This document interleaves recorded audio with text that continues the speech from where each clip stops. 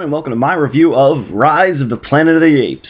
Now, first off, I really gotta say, I don't understand people's hatred with the name. I realize it's a little clunky, yes, but to be perfectly honest, it's keeping with the naming scheme of the rest of the series, and anyone who's seen my Rambo reviews will know I cannot stand inconsistency in series naming when they'll have numbers and then they'll just switch to like different names. And the Fast and the Furious franchise is ridiculous for the same thing. I mean, the Fast and the Furious, Too Fast, Too Furious, the Fast and Furious Tokyo Drift, Fast and Furious, Fast 5, like what the hell? Just wanted to get that out of the way. I have no problem with it, personally. Anyway, getting onto the movie review itself, this was a fantastic movie, and I feel like I'm really just repeating myself these last few reviews, because that seems to be all that I say, but honestly, this summer has actually been really good for summer movies. There's been not too many duds. Outside of like Green Lantern, most of the Transformers, most of the big budget things have been even pretty good. And frankly, Transformers 3, as I said in the review, was better than the other two, so judge how you will. Irregardless, this is actually a lot better than most of these summer movies too, because frankly, most summer movies you go into, you have to turn off your brain, or at least not go into it expecting as much. And while there were a few hiccups in the storytelling of Rise of the Planet of the Apes, it's actually a largely consistent story, really well told, there's good emotion in it, and frankly, it's good science fiction. It doesn't really focus on the really in-depth scientific aspect of it, but I mean it more in the sense that it has something to say behind it, and that it is kind of a parable, more or less. And much like Splice, this is one of the few movies of the year that, I realize Splice is from this year, but you get my idea, is one of the few science fiction movies this year that is just actually good science fiction, and that's really appreciated, nothing else. So you don't have to turn your brain off when going into this movie, but does it deliver on the action front? And I would say, depending. Let's get to that in a minute, actually, but suffice to say, a lot of the story is really well told. I like how this movie has a slow build-up to it. There's an introduction of characters, there's some good subplots that they introduce, and it's kind of a dual narrative of both the human character and the ape character, or main characters, and I really like that idea. Technically, you know, you'd prefer all of being the ape, but at the same time, the human subplot actually really complemented the ape subplot, and James Franco did a great job in that. Especially, I found with the main character's father as well, that whole conflict, it really led to a believable rise, and a believable rise in the events that happened, and I like how this story in particular, not only with these subplots, but if anyone's read or seen any of the Day of the Triffids things, it's kind of a 1-2 punch that comes to the apocalypse. On the Day of the Triffids, it's both the meteor shower as well as the Triffids themselves, and in Rise of the Planet of the Apes, I won't say it, but it's more than just the apes becoming smarter, and I really like that. It makes it seem a little more believable.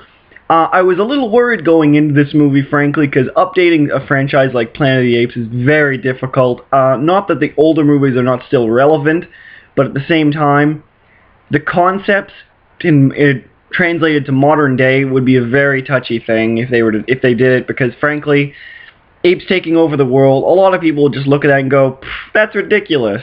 And they did a really good job of legitimizing that plot line. They put a lot of effort into it, and partly because they imbue it with emotion, you actually believe it and invest in it. And I think that's really the key to overlooking some of the minor things that don't necessarily make a ton of sense. And that's really a really great point for the movie as a whole. There's a few things that are not so great, but the experience itself overall is really, really well done, that honestly, those parts, your mind just skims over. You barely notice them. And if you do notice them, they're really just smaller quibbles. None of the main stuff is ruined. Getting on to the acting itself, though, I really enjoyed James Franco as the human lead. Really good job in that.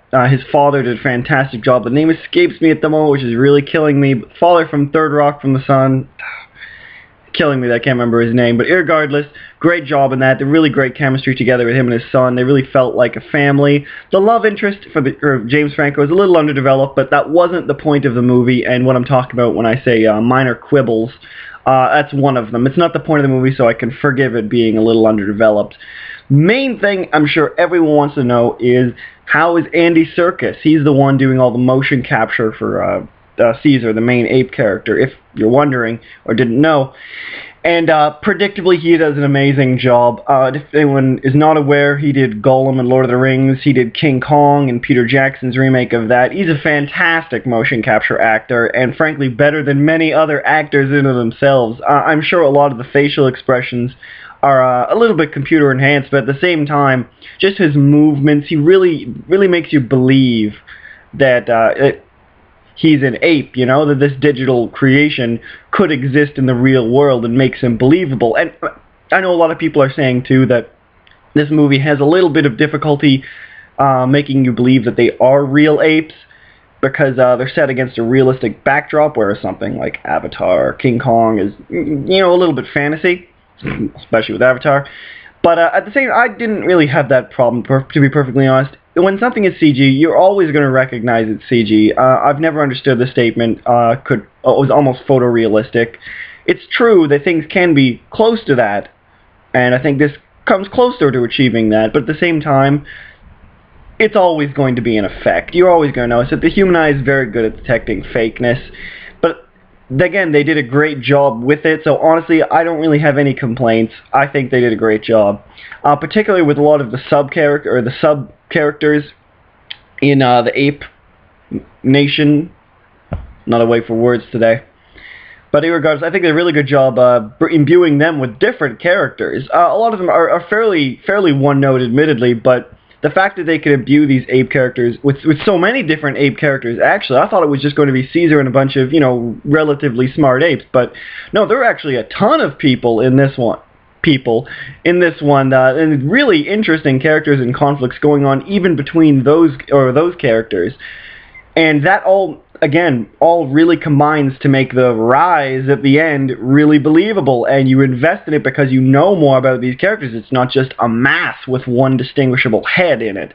It's a mass, and it's got the head, and it's got all these other characters that are part of the mass that you're worrying about, and you wonder what's going to happen to them. So it's a really great job building up tension in this movie. And just a few side things before I actually get into the effects themselves, really. Although I guess really I've talked about them already, but I think that they did a really great job updating the story. Not only does it have this 1-2 punch thing that I was talking about before, but there's interweaving plot lines that really work, and particularly I like how this movie is not an action movie. It does have a traditional, more or less, action climax, but overall the movie does not have that many action scenes. There's a few here and there, but they're relatively subdued, and what they are, they're fairly fast. And I appreciate this. In all honesty, I do appreciate this, because cramming in more than that would have seemed forced.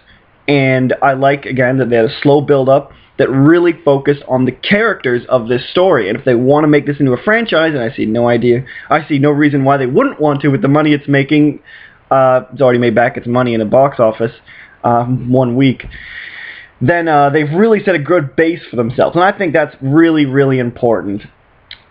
So, not only does it have the interweaving plot lines in 1-2 punch, but I liked how it kind of maintained a more or less peaceful stance, if that makes any sense. The trailers are advertising this movie as this big kind of apes going batshit crazy, tearing up people, and it is that at times, but at the same time, there's a sense of peacefulness to it, more or less, and I like that. All of the older Apes movies always had this kind of message about, like, non-violence, and I mean, true, they always had their action scenes and violence in them, but there was never violence without a point.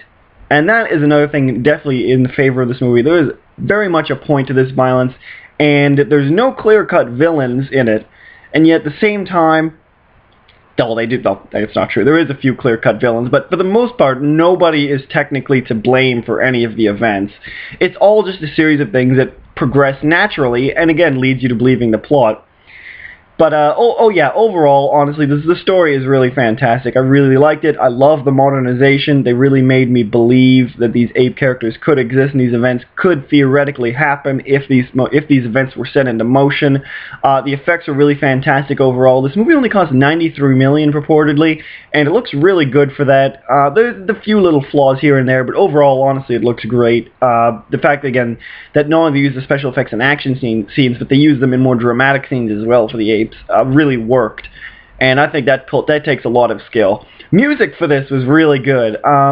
Not go out and buy the soundtrack worthy personally, but when you're listening to the movie, you definitely recognize a lot of the tunes. And honestly, I was humming a lot of the things after the movie, even just unconsciously because it was that catchy.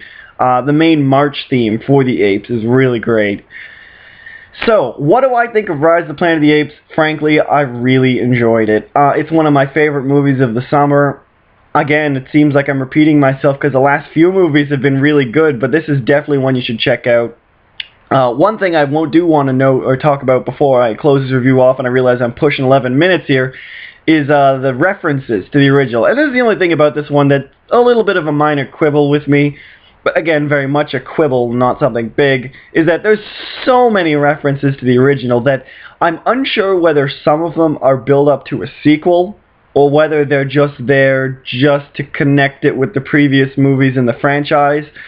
They're a little obnoxious, but at the same time, like I said, beginning of the review, honestly, the rest of the movie is so good, you don't care that a few parts of it are a little bit off. This is a fantastic movie, a really great start to a new franchise, or a new course of the franchise, and I really hope they make a sequel. They've left themselves open, but rest assured, this is a satisfying movie to watch in and of itself. Theoretically, it could end right here. A lot of the things that they allude to are merely implied, so definitely go check out Rise of the Planet of the Apes. If you think the concept is silly, go and see it anyway, because they do a good job of it. And even if you don't, you will have given them $13 more. Canada, $13. $13 more to make the sequel. I will appreciate that if nothing else. I highly recommend it. One of the best sci-fi movies this year, and one of the best movies of this year, frankly. I know the fall's probably going to change that with a lot of Oscar buzz movies, but we'll see. For now, definitely check it out.